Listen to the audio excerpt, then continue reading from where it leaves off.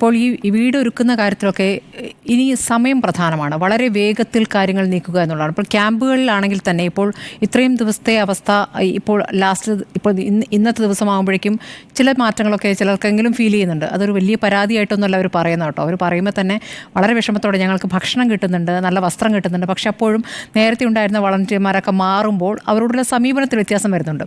അപ്പോൾ അതൊരു ആശങ്കയാണ്. പിന്നെ ഈ ബാത്റൂം സൗകര്യം നമ്മൾ സ്കൂളിലെ ക്യാമ്പുകളാകുമ്പോൾ എത്രയായാലും അവിടുത്തെ സ്കൂളുകളിലെ ബാത്റൂംസ് ആണല്ലോ, അതിൻ്റെ വലിപ്പം, അവിടെ ടോയ്ലറ്റ് സൗകര്യത്തിന് മാത്രമുള്ള ബാത്റൂം, അപ്പോൾ അവിടെ തന്നെ കുളിക്കേണ്ടി വരുന്നു.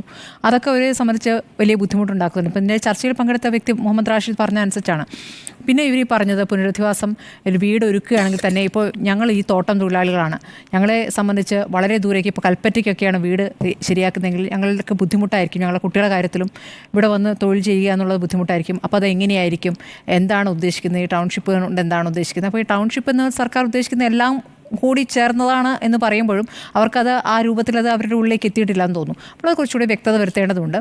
ഈ പറഞ്ഞ പോലെ വേഗത്തിലാക്കുന്നതിനിടെ ഈ പോക്കറ്റ് മണി എന്നുള്ളത് ഈ പറഞ്ഞ പോലെ ഇടയ്ക്ക് എന്തെങ്കിലും ഒരു ചെറിയ കാര്യത്തിൽ ഒരു ചായ പുറത്തുനിന്ന് കുടിക്കാമെന്ന് വിചാരിച്ച് പോക്കറ്റിലേക്ക് കൈയിടുമ്പോൾ പോക്കറ്റിൽ പൈസ ഇല്ല എന്നുള്ള അവസ്ഥ, അത് ഇനി ഒരു വർഷത്തോളം അവർ അനുഭവിക്കേണ്ടി വരിക എന്നുള്ളത് ഒരിക്കലും അംഗീകരിക്കാൻ പറ്റുന്ന കാര്യമില്ല. അപ്പോൾ ഒരൊറ്റ രാത്രി കൊണ്ട് ജീവിതം മാറി മറിഞ്ഞവരാണ്. ആ ഒരു അത്രയും സെൻസിറ്റീവായി തന്നെ നമ്മളതിനെ കാണുകയും അവർ പറയുന്നതിനൊരു കുറ്റമായിട്ടല്ല, അവരൊരു വിഷമമായിട്ട് എടുത്തുകൊണ്ട് വളരെ വേഗത്തിൽ തന്നെ നടപടികളിലേക്ക് പോവുകയും ചെയ്യുന്നുണ്ട്. നമ്മളെ സംബന്ധിച്ചിപ്പോൾ നമ്മളിപ്പോൾ ഓരോ വിഷയം വരുമ്പോഴും അതാത് ഘട്ടങ്ങളിൽ അപ്പം തന്നെ ഒരു മന്ത്രിയെ കണക്ട് ചെയ്യുകയും ഒരു പരിഹാരത്തേക്ക് പോവുകയാണ് ചെയ്തിട്ടുള്ളത്. ഈ വിഷയം നമ്മൾ അങ്ങനെ തന്നെയാണ് മുന്നോട്ട് വെച്ചിട്ടുള്ളത്.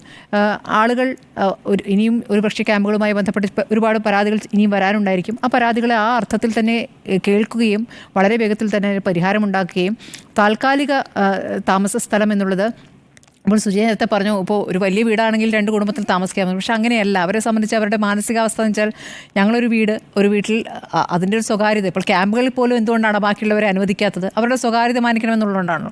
അപ്പോൾ ഇതുവരെ താമസിച്ചിരുന്ന ഇപ്പോൾ നല്ല സൗകര്യത്തിലൊക്കെ ജീവിച്ച ആളുകൾക്ക് പെട്ടെന്നൊരു ദിവസം വേറൊരു അവസ്ഥയിലേക്ക് പോകുക എന്ന് പറഞ്ഞാൽ നമുക്കൊന്നും സങ്കല്പിക്കാൻ പറ്റാത്തൊരു ജീവിതത്തിലൂടെ അവർ കടന്നു പോകുന്നത്. അപ്പോൾ ഒരു ചെറിയ കടമുറി പോലത്തെ ഒരു സംവിധാനമൊന്നും ആകാതെ വീട് എന്നൊരു സങ്കല്പം, ഒരു വലിയ അവസ്ഥയൊന്നും ആയിരിക്കില്ല, എന്നാൽ ഇപ്പോൾ ഒരു വീട് എന്ന് തോന്നുന്ന ഒരു രീതിയിലുള്ള കെട്ടിടമായിരിക്കണം. അങ്ങനെയുള്ള കെട്ടിടങ്ങൾ വാഗ്ദാനം ചെയ്യാനായിരിക്കണം ആളുകൾ വരേണ്ടത് എന്നുള്ളൊരു അഭ്യർത്ഥന കൂടെ നമ്മൾ ഈ ഘട്ടത്തിൽ വെക്കേണ്ടതെന്ന് തോന്നുന്നു. അതായത് അവർ താമസിച്ചൊരു വിശാലത. അതെ, അവർ പറയുന്നത് എന്താ വെച്ചാൽ 5 സെൻറ്റിലൊക്കെ വീടായിരിക്കാം, പക്ഷേ ഞങ്ങൾക്ക് അത്യാവശ്യം ചുറ്റും ഒരു തക്കാളിയും കറിവേപ്പിലയൊക്കെ വെക്കാനുള്ള ചെറിയൊരു സൗകര്യം ചുറ്റുവട്ടത്തുണ്ട്. ഞങ്ങൾ ആ രാവിലെ ചെടിക്കൊക്കെ നനച്ചിട്ടാണ് തുടങ്ങുന്നത് ഒരു ദിവസം. അതങ്ങോട്ട് മാറി മറിഞ്ഞല്ലോ, അതിൻ്റെ ഒരു ബുദ്ധിമുട്ടാണ്. അപ്പോൾ എങ്ങനെയാണ് ഇനി നാളെ എന്നറിയാത്തൊരു ബുദ്ധിമുട്ട് അവരെ സംബന്ധിച്ചുണ്ട്.